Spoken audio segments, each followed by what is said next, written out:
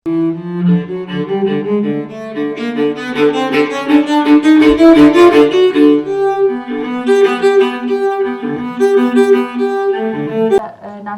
مامۆستا عەبدولکەریم شێخانیتان بۆ دووبارە بکەمەوە.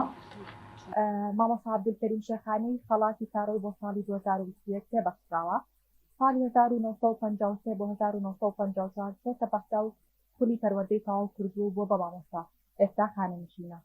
ساڵی 1954 یەکەم نووسینی لە گۆڤاری هەتاو بە ناوی خەوێکی خۆش بڵاو کردوتەوە. لەگەلێک ڕۆژنامە و گۆڤار وتاری هەمەزۆری بڵاو کردوتەوە. ڕۆمانی ئابی رەسەبیل هائیمە لە کوردیەوە بۆ عەرەبی وەرگێڕاوە. هەروەها ڕۆمانی براکوژی نیکۆس کازانتاکی لە عەرەبیەوە وەرگێڕاوە بۆ زمانی کوردی بۆ چەندان کتێبی تریش. مامۆستا ئەمڕۆ لێرە باسی ئەو پێشەکەی خۆیمان بۆ دەکات کە لە کتێبی زەمانە ڕیجال الکەریم العەلەکە نووسیوێتی کە خۆی کتێبەکە لە نووسینی بەدرین و ئێلا، بەڵام بە پێشەکەیەکی درێژی مامۆستا عەبدولکەریم شێخانی دەست پێ دەکات. بەسپاسە مامۆستا گیان، فەرموو بۆ میانە بەڕێزەکان. ڕاستیدا من پێش ئەوەی کە هیچ بنووسم ناوبانگی کەریمی عەلیەکەم بیستم. زیاتر بۆ دڵخۆش بووم کە هاوشاریمە، خەڵکی کۆیە، خەڵکی هەرمۆتەی کۆیە، شانازیشی پێوە دەکەم و ئێستاش شانازی پێوە دەکەم و ئێستاش هەر شانازی پێوە دەکەم. بەڵام بۆم نەرەخسا بوو من لێ بکۆڵمەوە یا باسی بکەم یا یەکێک هەبێ هانم بدا یان خۆم ڕێک نەکەوت بوو کە بتوانم کەمێک زیاتر ئاشنایەتی لە ژیانی ئەو پیاوە پێ بکەم. بێگومان هەر من نا، هەموو کەسێک هاوشاریەکانی خۆی خۆش دەوێت. تەنانەت ئەگەر یەکێک لە شوێرەدەیەک دانیشت بێ، شوێرەدەیەکەی خۆی لە هەموو شوێنە پێ خۆشتر پێ جوانترە.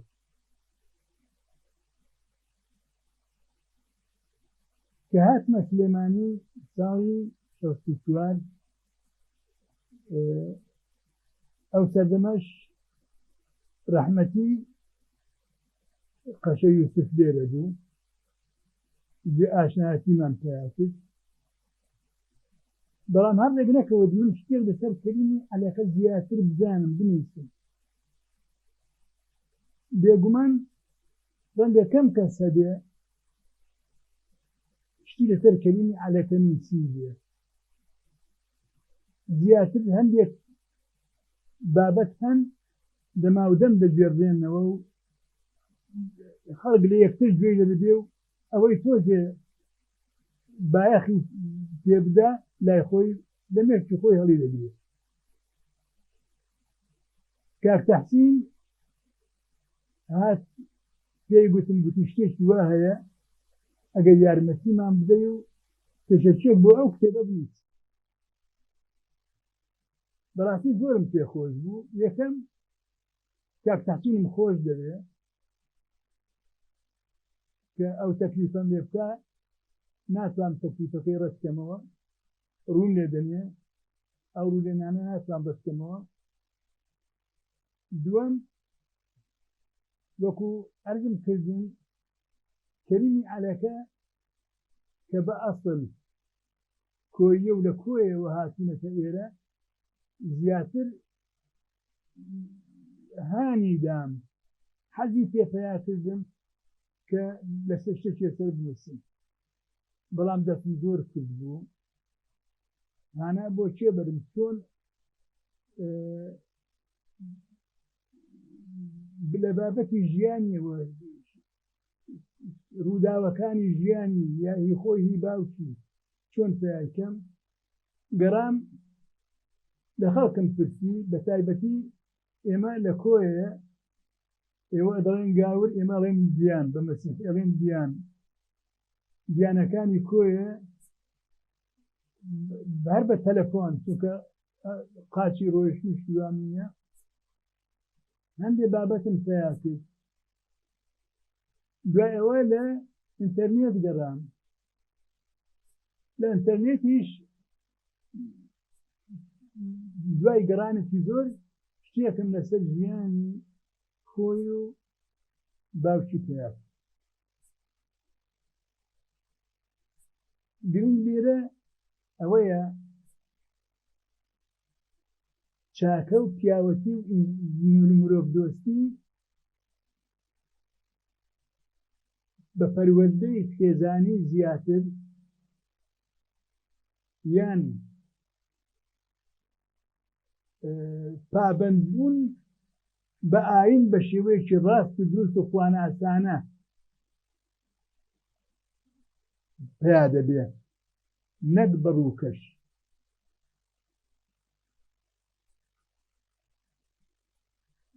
پۆلس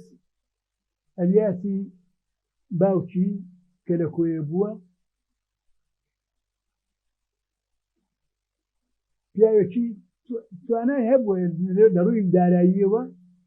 بازرگانی کردووە و توانایەکی هەبووە. عادەتەن هەموو کەسێک لە شوێنێکی بچووکەوە حەز دەکات بۆ شوێنێکی گەورە، ئەویش پاش ئەوەی کەوە کاری بازرگانیەکەی پەرە دەسێنێ و پەلوپۆ دەهاوێ بۆ شوێنانی کە هەڵدەبژێرێ لە کۆیە دەرچێ بە ئەتیباری وەی کۆیە شارێکی بچووکە بێتە شارێکی گەورەتر. دوو ڕێگای لە پێش بووە. بەڕێی من دوو ڕێگای لە پێش بووە، یان مووسڵ کە شارێکی گەورە و بازرگانیە دومین شاری عێراقا، طبعا ئەوسا عێراق نەبوو داوای لێبوردن دەکەم کە ویلایەتی مووسڵ بووە مرکزی، یعنی مەڵبەندی ویلایەتی مووسڵ بووە، یان سلەیمانی بچوایەتە مووسڵ گەلێک مەسیحی تێدایە، مەسیحی زۆری تێدایە و ڕەنگە بڵێم ئەگەر نیوەی نا شتێک لە نیوەی کەمتر زیاتر خەڵکی مووسڵ مەسیحین. ئەگەر بچوایەتە مووسڵ لەوێ هاودینەکانی هاو ئاینەکانی زۆری بێن، بەڵام هاو زمانی ئەو نین. شارەزای دابوونەرێتی ئەوان نییە. ئەجا سلەیمانی هاتە خەیاڵی. سلەیمانی ڕەنگە ئەو وای بیرکردێتەوە کە ڕاستە خەڵکی سلەیمانی موسڵمانن، بەڵام هاو زمانی ئەون، هاونەتەوەی ئەون، لەوێ زیاتر دەتوانێت بەحەسێتەوە و سوود وەربگرێ لە جێ ئەوەی کە بچێ بۆ مووسڵ. سلەیمانی هەڵبژارد و هاتی سلەیمانی. پاش ئەوەی کە باڵ ئاوایی کرد لە کەسوکاری و بار و بارگەیان تێک ناو هاتن بۆ سلەیمانی، وەکو دەڵێ بە دوو شەو و دوو ڕۆژ ئجاگەیتە سلەیمانی، کاتە سلەیمانی خەڵکێکی زۆر پێشوازیان لێکردن، چونکە پێش ئەوە پەیوەندی بازرگانی لەگەڵ خەڵکی سلەیمانی زۆر هەیە، بۆ خەڵکی زۆری ناسیوە. ئەڵێ بازرگانەکانی سلەیمانی زۆریان هاتن پێشوازیان لێکرد و تەنانەت بە موختاری گەڕەکی گۆیژەتەوە. ئەو ماوەیەی کە لێرە بووە هەرزوو توانی بە کردارە چاکەکانی، بە ڕەفتاری باشی، بە ڕەوشتی باشی توانی جێی خۆی لە ناو دڵی خەڵکی سلەیمانیدا بکاتەوە. جگەرە چاکەکردن لە پیاوەتی و چاکەکردن، سەرڕاستیشی لە مەعاملەکرد و سەوداکردنی بازرگانیدا. یەکێک لە هەرە هەوڵدانە دیارەکان یا ڕەفتارە دیارەکانی دەڵێ کابرایەکی جوولەکە لەگەڵ کابرایەکی موسڵمان هاو دوکانیان پێش یەک بوو، سابوونیان دەفرۆشت. جوولەکەکە بەرزانتر دەیفرۆشت لە موسڵمانەکە، لەبەر ئەوە زیاتر دەفرۆشت و قازانی زیاتر دەکرد. لە ڕقان موسڵمانەکە چوو دوکانەکەی تێکدا و شتەکانی خستە هەمووی ڕژ خستێ سەر زەوی. کابرا شکاتی لێ کرد و ئەو سەردەمەی عوسمانیشە، جارێ عێراق تەیانە بووە، کابرای مسلمانیان بود باوکی کەریم عەلەکە لە چووە بۆ سنە و بۆ کاری بازرگانی لێرە نییە کە دێتەوە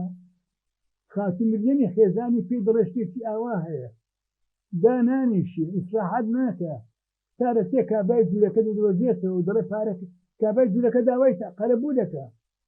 کابرای جوولەکە دەدۆزێتەوە ئەتا قەرەبووەکەی داتێ و مسلمانەکە ڕزگار دەکا بەبێ لە حەبسخانە بەبێ ئەوەی کەوا کەس پێی گوتبێ مەبەستم لێرە چییە مەبەستم دین ئەگەر بەڕاستی وەرنەگیرێ ئینسان ڕەوش بە ئینسان پەیانات ئەو ماوەی کە لێرە لە سلەیمانی بووە ئەو پەڕی ڕێزی هەبووە و لە چاکەکردنیشە درێغینەتی بووە دوای ئەوەی کە کۆچی دوایی کرد و پێش ئەوەی پێش خۆی کە کوڕە گەورە کەریمی عەبدولکەریم کە ناوی عەبدولکەریمە ژنی هێنا و ژێشی ئاشنایەکی خۆیان کە خەڵکی سنەیە و کچی ئەوی هێنا ماوەیەک دوای ئەو عەمری خوای کرد عەبدولکەریم مەبەستم لێرە ئەلەکەیە ئەلیاس ئەوە تەصغیری ناوی ئەلیاسە کە لە کوردی خۆمان ئەحمەد دەبێتە محەممەد دەبێتە حەمە اسماعیل دەبێتە سمە بەو شێوەیە ئەویش ئەو ئەلیاسە کوچ کراوەتەوە بۆتە ئەلەکە و هەندێک دەن عەلەکە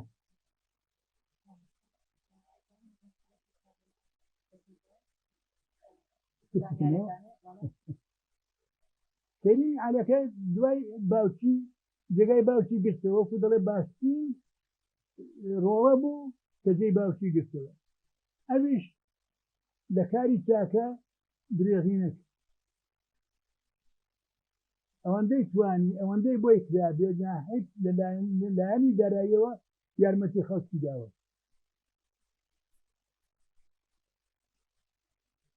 بۆ نمونە جگە لەوەی کە خۆی بە هاوڵاتێکی بە کوردێکی چاک دەزانی بە هاوڵاتی دەزانی جگە لەوە لە ڕووی ئاینیشەوە هیچ فەرقی نەکردووە لە بینی چاکەکردن لە بینی مسلمانێک یا یەکێکی غێری مسلمان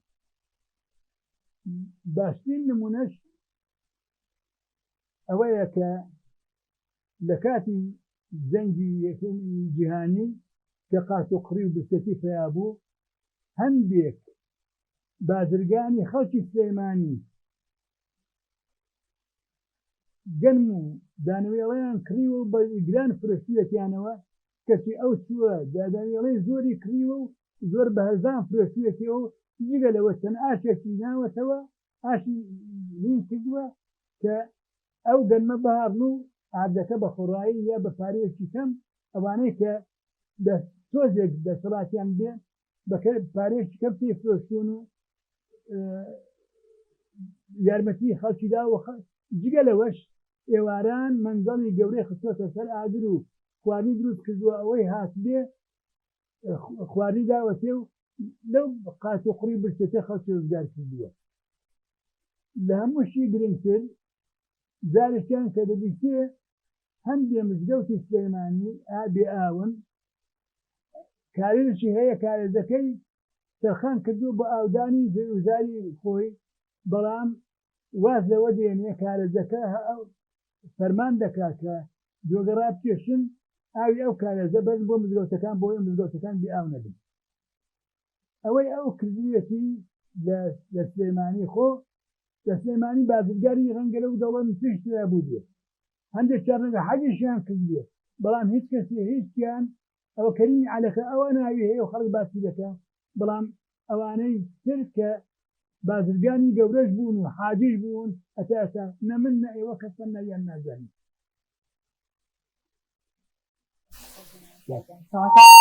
لەسەر ئاستی چاک ئاهاکاری باش بکرێ و ئەتوانی لێرە جەخت لە چاکگەرایی بچینەوە شەخصی ئازادبوونی شێما بە هەر جەخت لەسەر چاکگەرایی کاتەوە کەریمی عەلەکەوەکو چاک توانێتی جێگەی خۆی بکاتەوە تا ئێستا بەدینێتی بمێنێتەوە لە ماڵمانە ئەمە کاریگەری چاکە بڵقابێت بۆ نمونە ماڵەکەی دەکرێت بە مەتحەف بە مۆزەفانە کتابخانە بەناوی هەیە شەقام بەناوی شەقامی بەرماڵەکەیان بەناوی خۆی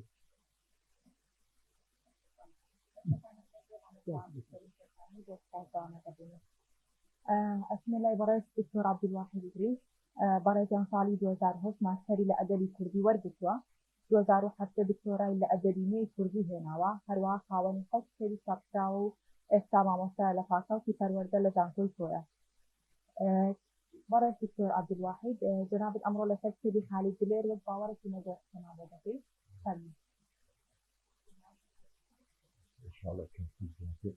سەرەتا زۆر سپاس بۆ ڕێکخراوی ئازادبوون کە ئەم کتێبەی بۆ تاقیبوون و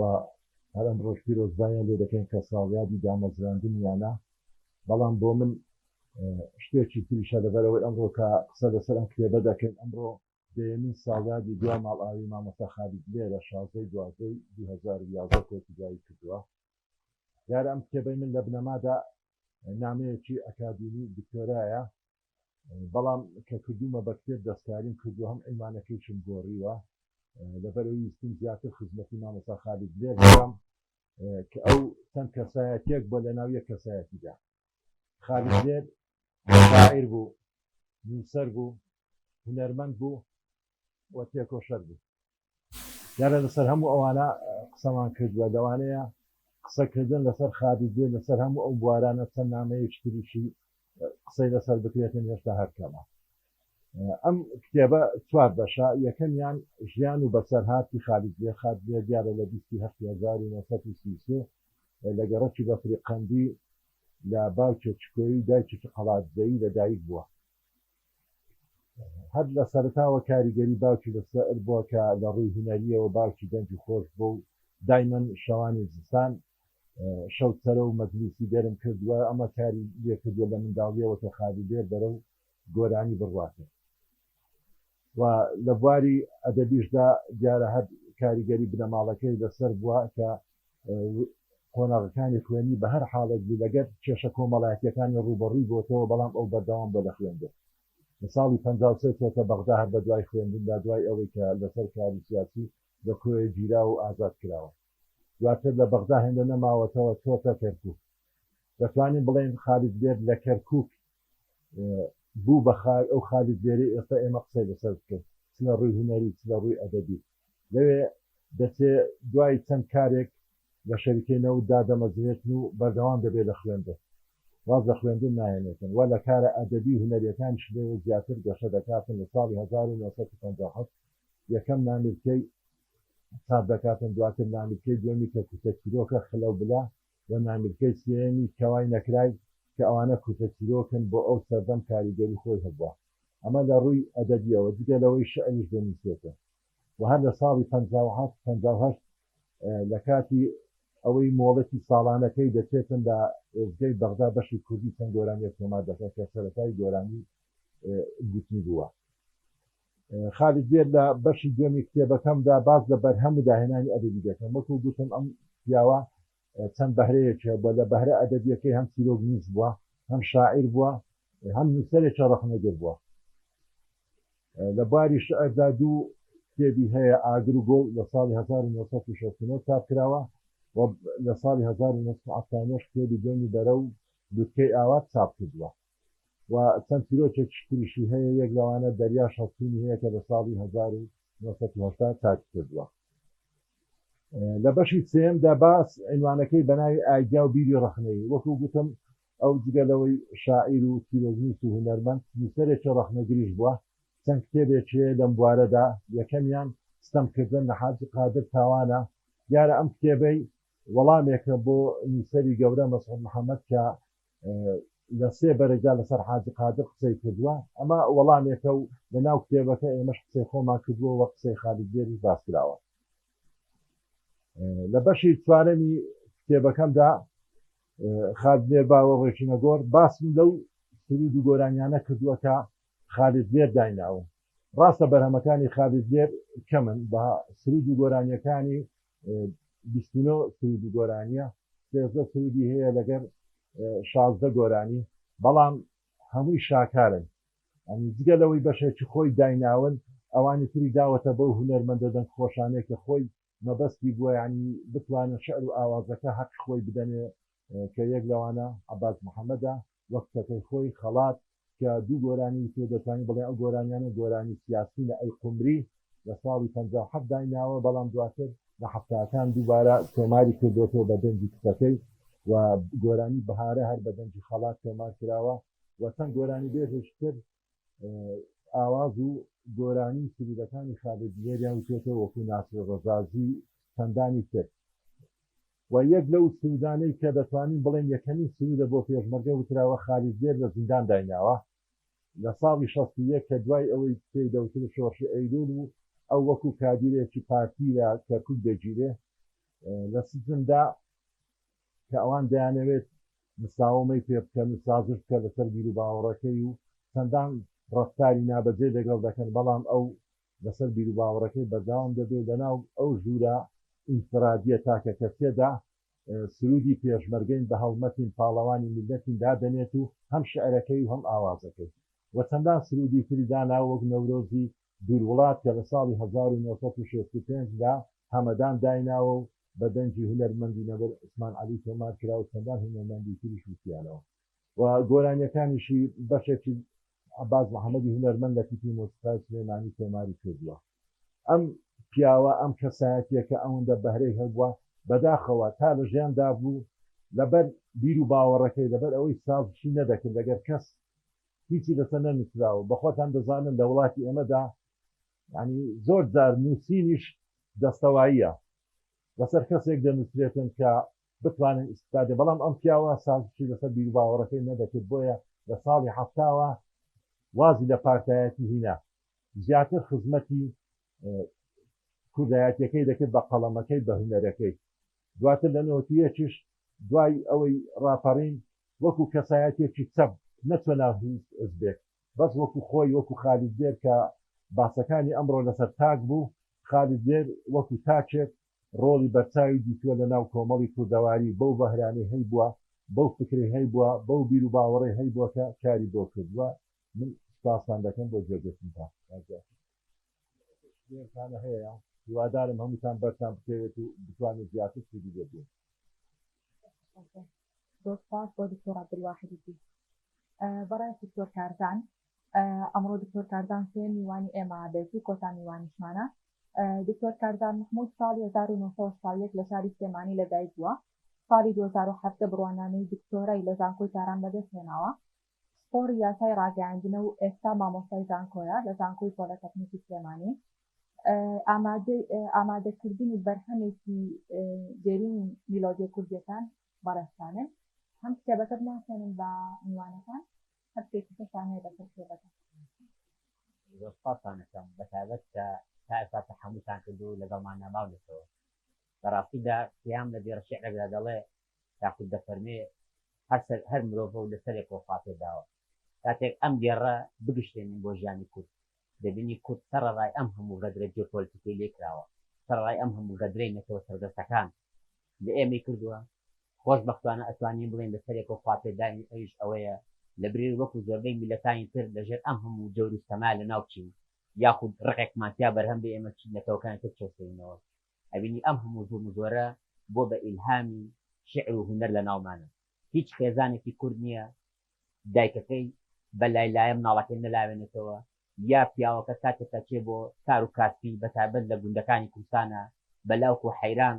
گزارش لە ژیانی خۆی نەکردێت لەبەرەوە توانم بڵم هەموو مناڵێکی کورد ئەگەر مۆسیقاریش نەبێ جۆرێک لە ڕەحیانەتی مۆسیقی یاخود هونەری لە ڕۆحیدا هەیە بەندە کە بیرمێ مناڵم لە قوتابخانەی مەولەوی بووم لە تیپی مۆسیقایی مناڵانی قوتابخانەکەمانە بووم بۆ پێشەمانیش سرودی نیشتیمانیمانە خوێندەوە بەداخەوە لە دوای ڕاپەڕین چارەنووسی ژیان هەدلێکی گەورەی لێکردن ئەویش لە مەکتەبێکی زۆر پێشکەوتی وەکو مەولەویەوە بۆ ئەوەی کە شارەکەمان ئاوادانکەینەوە ڕشنەوە بۆ قەڵازێ لەوێ لە مەکتەب لەسەر بلۆک دانیشت سەرەکەی بە لەوحت گیرا بوو بەڵام لەلایەکەوە قازانجێکم کرد ئەویش ئەوە بوو ئاشنابوونم بوو بەم هەموو نواڵە و زەمێر و بژێنانەی چای قەندیل ئاشنابوونم بوو بەم هەموو ڕووبار و تابگە جوانانەی چاکانی لای هەڵشۆ و لە لای شوێنێ و هەتا ئەگاتە دوو دەخۆشەکانی ڕزگە و مارە بێت لەم ڕوانگەیەوە هاوڕێیان ئەگەرچی لە دنیای مۆسیقدا نەبڕام بەڵام بەداخەوە نەمتوانی ببم بەو هونەرمەندەی کە پیرەمێرد لە کەمانچەزان باسیەکە هیوادارم هەمووتان ڕۆمانی کەمانچەژن تاکوێنێتەوە لەو ڕۆمانەدا دەبینی ئەلفرید مۆلەر لە گوندێکی لاچەپەکەوە بە کەمانچەیەکەوە سەری خۆی هەڵگرێ بڕوا بەڵام دوجار پرەنسیزێکی ئیتاڵی بەنسی بەبێ هەر لە ڕەوانگەی عەشقی هونەر و مۆسیقاوە بەداخەوە ئەگەرچی نەمانتوانین لەو بوارەوە پەرە بە توانەکانی خۆمان بین بەڵام کاتێک کە بۆ خوێندن چوون بۆ تاران یەکێک لەو کارانی کە کردم بەسەر مەشق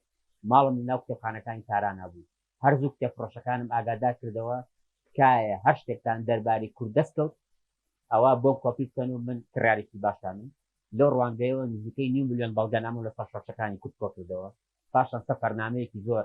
نەخشە و وێنەیەکی زۆری کوردم کۆ کردەوە و تەنانەت ئەرشیفی ڕۆژنامەگەری جیهانیش دەربارەی کۆڕە و دەربارەی ئەنفال و دەربارەی کیمناباران هەڵەبجە کۆ کردەوە چاپم کرد بەڵام یەکێک لەو بەرهەمانی کە ئێستا باسیەکەم خۆشبەختانە لێ دەستم کەوت یەکێک لە مامۆستاکانمان کە مۆسیقار بوو وتی لە مۆسکۆ بەرهەمێکم بینیەوە دەربارەی کورد وتم ئێمە ساڵی 1998 لەبەر ئازادیمانەوە یەکەم ڕۆژنامەی کوردی لە قاهیرە دەرچووە وتی من بەرهەمێکم بینیەوە نزیکەی 100 ساڵەوە پێش لە مۆسکۆ چاپکراوە بە ناوی کوردیشەوە ئەم قسەیە وای کرد کە بەدەوڵاتم بۆ ئەم بابەتە بکەم و ناوی هونەرمەندەکەش پێوتم خۆشبەختانە لە یەکێک لە ئەرشیفخانەکانی تارانە بەرهەمەکەم بینی وەختێک بەدەوڵاتون بۆ کرد سەرێکم خاوەنەکەی کە ناوی کۆمیتایفە لە ساڵی 1996 دکتۆرای لە میوزیکی کوردی هێناوە و یەکەمین هەوڵی داوە بۆ کۆکردنەوەی نۆتای مۆسیقای کوردی و لە هەمان کاتدا چاپکردنیشی چونکە هەمیشە پرسیارێک لەوە بوو ئایا ئاوازە کوردیەکان وەکو ئەوەی کە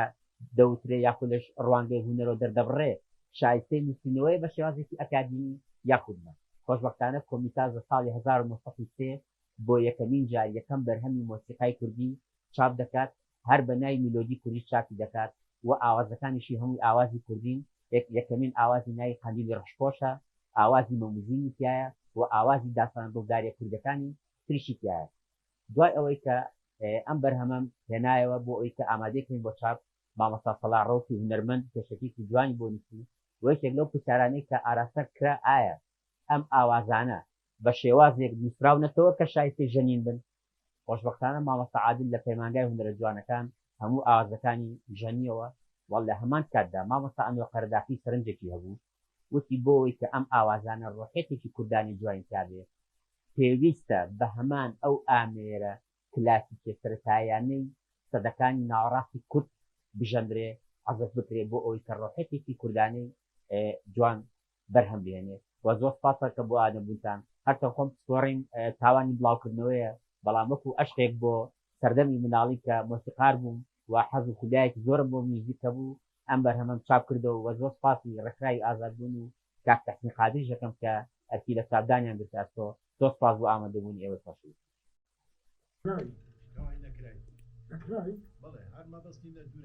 تیەکەم بەس من دیومە دەقەکە دیومە بە نەدورای دیومە ڕەنگە ئەوەی تۆ ڕاستە بەڵام من دیومە دەقەکە ئاوان بەرحەڵ کاکە دکتۆر بمبەخشەنەوەکە بیرم کاکە کارزان ڕەحمەتی کەمال ڕۆژ محەممەد شتێکی لە زانکۆی سلێمانی پێشکەش کرد باسی کۆنترین هۆکارەکانی تۆمارکردنی دەنگ کرد ئەگەر هەڵە نەبم لە 1968 ئەو هۆکاری کە تۆماری لەسەرکراوە ئەو کاتە شتێکە وەکو کاغەز وایە وەکو کاغەز وایە قیلەکە نییە چکار تۆزانی مادام لەو بوارە چۆنڕێی گەنگیدانت هەیە کۆمەڵێک گۆڕانی بەسەر هاتووە بەس ئەو وەکو کاغەز وا بۆ ئەو شتەکە تۆمار کراوە لەسەری میلۆدیێکی کوردی تیا بوو بەس بەداخەوە وازەح نەبوو ئەو نەقڵی کردبووە سەرشت بەڵام وازەح نەبووە حەزەکەم بیزانی ئەو شتە هەبووە سەرکەوتوو بن دووبارە دەستان خۆش بێت سپاس بۆ هەموو لایەک و سپاسی بۆ بەڕێزان میوانەکان بە نسبەت ئەوەی مامۆستا تەڵەن هەموو بابەتەکان زۆر بە پێز بوون دووبارە دەستخۆشیتان دیەکەم بەس تێبینەیەکەمە لەسەر ئەوەی مامۆستا عەبدولکەریم شێخانی بنەماڵی کەریمی عەلەکە هەتا ئێستش نەوەکانیان خاوەن ڕێزن و ڕێزداریشن لە سلێمانیە بەڵام پێم وایە شتێک باز نەکرا لە یەکەم دروستبوونی کیانی کوردی کە حکوومەتەکەی شێخ مەحموود لە خواری کوردستان و لە سلێمانی بوو زۆر لەوانەی چواردەوری کە وەزهەیەی وزاری تەشکیل کرا سنگیان بردە پێشەوە کێ وەزیری دارایی بێت هەرێکا ویست خۆی بێ بەڵام شێخی نەمر ڕەحمەتی کەریمی عەلەقەی کرد بۆ وەزیری دارایی لەبەر ئەوەی دەست و داوێن و هەموو شتەکان پاک بوو لای لەبەرەوە کردی بە وەزیری دارایی یەکەم حکوومەتی کوردی لە خواری کوردستانە و زۆر سوپاسانەکەم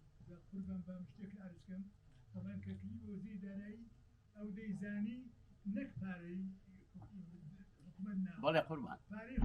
خۆشی داهەنا خۆشی لە میزانەی خۆی دایەنا بۆ حکوومەت زۆر سوپاس لە بابەتەکەی دکتۆر عەبدولواحیدەوە بەڕێزیان ئاماژەی بە ژیانی خانی درێر کردکە ئەو لە ناوڕاستی پەنجاکانەوە چێتە ناو کاروانی کوردایەتەوە کاری سیاسیەوە هەروتیشی کوردایەتی ینی باسی پارتی کردووە لە حەفتاوازێن بەڵام ئەگەر ئەم کەسە کەسێکی ناسیۆنالیستەوە بە سرودەکانشی دیارە کە کەسێکی وایە بۆ لە پەنجاکانە هیچ پەیوەندیکی ئەم نابینین بە کاژیکەوە ئەمە پرسیارە بەڕاستی ئایا کەسێک کە خۆی بە کەسێکی ناسیۆنالیست دەزانێت ئەوێ چالاکی سیاسەکەی لەو چوارچێوەیە وە سرودەکانیشی لەو چوارچێوەیە بۆچی ئایا نەیناسیون یا پەیوەندی پیانەوە بۆ ئەو پرسیارێکە کە هیوادارم وەڵام بیتەوە بۆ ئەوەی کارزان کە من ئاگاداری هەندێک لە کارەکانی بەڕاستی جێی دەستخۆشی ئەو لە دەرەوەی پسپۆڕێکی خۆی کۆمەڵە کاری زۆر زۆر باشی کردکەوێتە خزمەتی مێژووە بەڕاستی بە تایبەت کاری گەڕیدەکان بۆ ئەوەی کە لە ئەرشیفا گەڕا و شتێکی زۆری کۆ کردێتەوە کەرەستەیەکی خاوی زۆر زۆر باش بۆ بڵاوکردنەوە هیوادارم لە ئایندا بە زنجیرە بتوانێت ئەوانە هەمووی بخاتە بەر دیدەی خوێنەران بۆ مامۆسا ئەوە هەمومان ڕێزی ستایشمان بوو پیاوە بە ڕێزە بە درێژایی زیاد لە 50 بۆ 60 ساڵ لە بواری نووسین و وەرجێڕانە جێدەستی دیارە و هیوادارم ئەم کارەشی کە بەشداری کرۆ پێشێکی بخوێنرێتەوە زۆر سپاس بۆش ئەمە ئیشێکی زۆر پیرۆزە بەڕاستی بە ئەرشیفی گۆرانی بۆ ئێمە زۆر گرنگە بەڵام ئەوەی من بە حکمی ئەوەی کە پەیمانگای هونەرە جوانەکان بەشی موزیکم تاوکرێت تۆگە لە نۆتا خوێندنەوە باکەم لاپەڕە چواردە ڕاستی نقصانی هەیە لە نۆتەکە یعنی باید دیقەت بی لەسەر ئەو نۆتانە چونکە ئەوەی کە من ئێڵم کێشەکەی سێ چوارە بەڵام نوار و کرۆشێک لە باڕەکایەتەوەتە هەر باڕێکە بێت سێ نواری پیادێت لە ڕووی ئەکادمیەوە کە باڕی 1 و 2 لەگەڵ 8 و 9 نقصانە یعنی ئومێدوارم ئەمە خەڵەتی چاپ بێ ئەو لە ڕووی هونەریۆ غەڵەتە من تەنها و ڕەختەمە بوو بەسەر پێش تەنها ئەو میلۆدیە هاتە بەرچاوم سەیرم کرد غەڵەت ئومێدوارم غەڵەتی چاپ بێت شکۆی بەڕاستی غەڵەتە هەر لە ڕووی کێشەوە نابێ وادە نسخە یعنی غەڵەتی چاپ بێ یا غەڵەت نازانم یان حەزەکەم ڕوونکردنەوە بێ وەکو مۆسیقیە دەگە من بچمۆ لە ماڵەوە ئەمە ئەسف بکەم بەڕاستیەوە خەلەلە پێگەی هیوادارم ئەوە ڕوونکردنەوەی بێ سوپاس دەکەم ئەبینی هەم لە ڕووی ڕێنووس و ڕێزمان و ڕستەبەندیەوە جۆرەها کێشەگرفتە بەڵام ئێمە بەرهەمەکە چۆن چاپکراوە لە مۆسکۆ لە 1970 وەکو خۆی چاپکراوەتەوە بەڵام مامەسە سەڵاڕەوە خوێندنەوەیکی بۆ کردو و لەوێیان ڕەخنەکانیشی گرتووە لەسەر هەموو ئاوازەکان تەنها ئامانجی ئێمە ئەوە بکە لە 1970 لە سەردەمی تیجارەکان لە مۆسکۆ کتێبێک بە ناوی میلۆدی کوردی چاپکرێ وەکو بەرهەمێکی ناوازە وەکو گەنجینەیەک سەیرەکرێت ئەگەر نا دڵنیام ئەگەر ورتە سەریکەی ڕەنگە ڕەخنەی تریش دۆزیتەوە و دەستکار تحسین کە ڕووی دێنام من پێشەکەم بە کوردی نووسی نزیکەی چل لاپەڕە ببوو وڵام کات تحسین نادی بۆم نادوو وڵام سەیرم کە تەلەفۆنی بۆ کردم گوتی مامۆستا من گوتوومە بە عەرەبی تۆ بە کوردی نووسیتە وڵام دوو بارەسم پێکردەوە بە عەرەبی نووسینە بۆم نادەوە ئەو سێبینی حەزم کرد باسی سەبارەت بە خارجبێن طبعا زۆر بە قوڵی تا دکتۆر باسی کردووە من بەهەیەکەوە بووین و هەتا خزمەتیشمانەیە چونکە لەلایەکەوە تا تۆفیق کە باوکم ئامۆزازایە لەلایەکی کەسەوە لەدای شێوە پورزای خارج بێرە لەبەرەوە تاەر ئێمەی بە زیاتر بەیەکەوە بەسەر قوتابیش بووین بەیەکەوە ئەو سەردەمە ساڵی 1940 ئەوانە لە کۆیە تەوان پارتی تازە دامەزرا بۆ 46 حزبی شیوعیش ڕووی ئاشکرای حزبی شیوعی بە ناوی تەحەڕڕ لە کۆیە ئیشیان دەکرد هەموو بڵێم ڕۆشنبیرەکانی کۆیە بە تایبەتی شاعیرەکان هەمویان بەگەر ئەو ڕۆتە تازەیە کەوتن ڕۆتی تەحەڕڕ کەوتن کەم کەس مایەوە لەگەڵ پارتی لە شاعیرەکانە تەنیا وەکو چەند جاری کەس گوتومە تەنیا عاونی مایەوە لەگەڵ ئەو ڕۆتە نەتەوایەتیەوە جا درێژ شیعری سەیریشی هەیە لەو فترەیە لەو ماوەیە هەتا هەندێکیان هێرشە بۆ سەر ئەوانەیە کە بە تایبەتی شاعیرەکان کە پاڵیان بە حزبی تەحەڕڕەوە داوە مامەسایەکمان هەبوو هەولێری ناوی عەبدوڕەحمان حەدین بوو سەزمان بوو ئەحیای پێ دەگوتین خارجبێر شعرێکی بۆ دانا بۆ ئێستا زێڕی یەکەم لەبیرم بوو بیرم چۆ تازە شعرەکە هەموو حرفی سین بوو لەگومان مەسادی خوێنەوە گوڵی سووری ستەمکاری گەشت و سووریش بە هەرسیستە مامەسا بۆی نەخوێن هەمووی گوڵی سووری ستەمکاری وای دەخوێن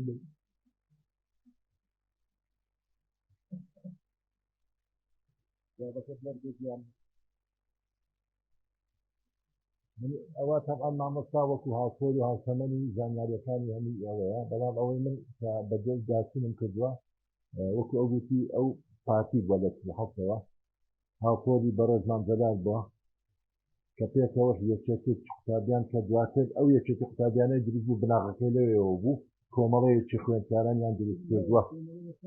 لەوەیە کە بە ئەوەی مامجەلال بووە بەڵێ ئەو دواتر بووە بناغەیەک بۆ یەکێتی قوتابیان وەکو خۆشی دلێر باز دەکاتن لە ساڵی 38 نەورۆزێک کراوە لە نەورۆزی 38 شوعیەکان بەتەنیا کردیانە و پارتیەکانش بەتەنیا ئەو لە ئاهەنگی پارتیەکان بەشدار بۆ بە سرودێک کە لە ناو کتێبەکە سرودەکەشم نووسیوە هەمی لەو کاتەوە ئەو پارتی بووە هەتا ساڵی عەفە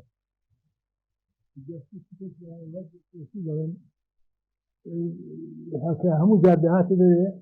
بیرفانی پڕ بوو لە نێوش طبعا کە دەهات بەشی ئێمەشی دەدا لە قسەکردنیشە دلێر زمانی دەگرت زۆر خراپ لە گۆرانینە تاوڵە ئەو فێری تاوڵە کرد هەتا پێی دەگوتم ئەوها بەو شێوەیە دەڕۆی و مەسەلا ئەوە دەبێتە ماڵ دەکەیتەوەوانە یا ڕەحی دەدەستی جازمێک لە کۆیە کرایەوە کابراایەکی جوورەکە ناوی ئەلیاهوو بوو بەغدایی بوو عەرەب بوو لەگەڵ کاک عەلی عەبدوڵڵا بەڕەحمەت بێ بەیەکەوە کردیانەوە گازینۆکە ئێمە دەچین بۆ ئەو گازینۆیە هەرچەندە مەمنوع بوو قوتابی بچێتە چایخانەوە بۆ یەکەم جار ئەو یاری ماروفەیزەیە ئەوان هێنایان لەگەڵ شەترەنج وڵا لەگەڵ لێرە چین و گوتی وەرە فێری شەترەنج بکرێت قوربان هەتا فێری کردم زنگی چۆن دەجوڵێتەوە و ئەسپ و نازانم چی ئەوانە زۆر زمانی زۆر دەگرت و لەپڕ دەردەفەڕی وڵا ئەو فێری هینی کردم فێری ئەو شەترەنجێکی کردم ڕۆژێکیان دانیشت بووین مامۆستایەکمان هەبوو بەغدایی بوو عەرەب بوو ناوی صاحب ئەلوان حەداد بوو اختصاصی کیمیا بوو شیوعی بوو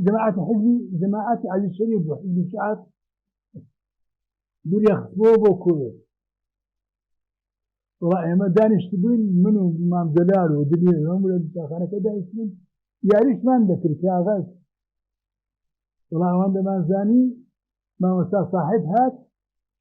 پیاوێکی لەگەڵ بوو کۆیی بوو کاتی مەحکەمە بوو ناوی سادر ئیسماعیل بوو